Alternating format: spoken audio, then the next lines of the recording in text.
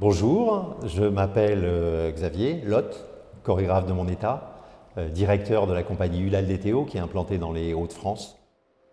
Je suis venu ici pour initier un projet qui s'appelle Conversation avec Victor. Et en fait, ce projet m'est venu pendant le confinement, où j'ai été complètement insatiable j'ai dévoré Victor Hugo. Et notamment, j'ai lu plusieurs romans, mais il y en a notamment deux qui ont été très inspirants pour moi. C'est Les Travailleurs de la mer et L'Homme qui rit. Et donc je me suis appuyé, notamment dans ces ouvrages, c'est des ouvrages dans lesquels il est exilé à Guernesey après avoir pris des positions politiques assez engagées, plutôt même très engagées. Et il a beaucoup travaillé sur les éléments à cet endroit. Il a travaillé sur le rapport entre l'eau et l'air. Et du coup, il a beaucoup confronté ça par rapport aux éléments, surtout les éléments de la mer.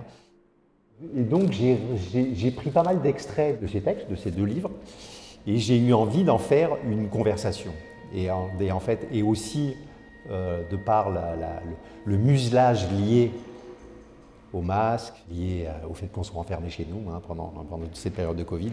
À un moment, il m'a paru extrêmement important de remettre en face des modes de communication et des modes de relation qui étaient en train de s'étioler déjà avant le Covid, mais alors pendant le Covid, ça s'est accentué de manière assez foudroyante.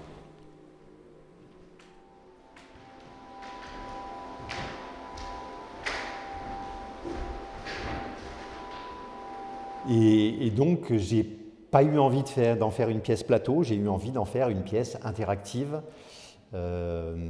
avec une dimension sensitive et une dimension perceptive de la part des spectateurs. C'est comment, à partir d'expériences physiques, à un moment, on peut devenir plus sensible à ce qui se passe avec deux danseurs qui tournent autour de vous et qui vous proposent des choses. Donc comment vous pouvez être interactif et comment, à un moment, votre état de corps peut changer au fur et à mesure de la lecture du travail.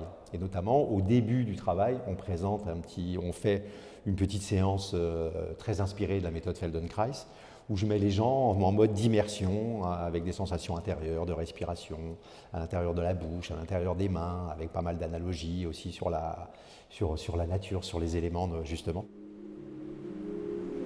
Imaginez, visualisez que vous avez un ballon de baudruche qui se trouve entre votre pubis et votre nombril.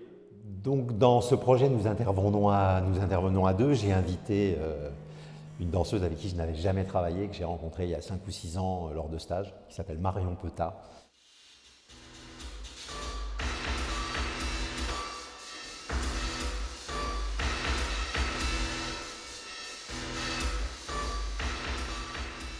Et nous avons travaillé, en fait on a fait une période d'immersion assez rapide, 4 jours, dans un studio ici à Flers. Et là on a cherché un petit peu toute la matière. Et puis comme le projet était assez clair pour nous, du mode de représentation et de comment on allait tenter d'instaurer une communication sensitive avec les participants, spectateurs, acteurs, on a travaillé un peu ça à l'aveugle. En se disant voilà, comment vont-ils réagir, donc on travaille avec beaucoup de points d'interrogation.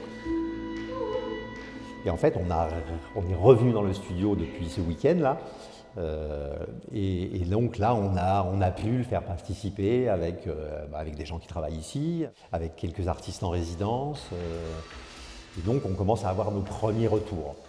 Et donc on commence aussi à avoir les premières interactions véritables avec les gens. C'est-à-dire qu'effectivement, quand on fait ça, nos interactions, on est dans notre monde intérieur. Quand on travaille face à un mur, le mur ne nous répond pas forcément. Ouais. Donc, par contre, il y a toujours des réactions au niveau du visage, au niveau de l'attention, au niveau des yeux avec les autres. Et donc, ça nous permet d'avoir une acuité assez fine sur la manière dont on va leur faire certaines propositions. Et c'est ça qui est plutôt assez drôle. Et puis en fait, moi j'ai travaillé aussi assez, par rapport à Marion, je ne lui ai pas tout dit. Il y a des choses que je lui ai cachées, volontairement.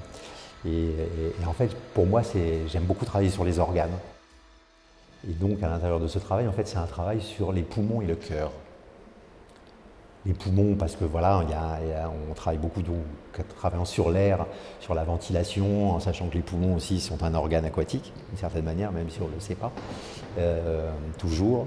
Eh bien, on a travaillé sur cette espèce de régulation entre l'air et l'eau à l'intérieur des poumons. Et dans notre mode relationnel avec les gens, on a aussi beaucoup travaillé, j'ai beaucoup travaillé, toujours secrètement, sur le cœur, sur la compassion, l'écoute, la perception de l'autre, etc., qui sont toujours des moments très très émotionnels et qui demandent d'avoir une espèce d'ouverture du cœur assez importante.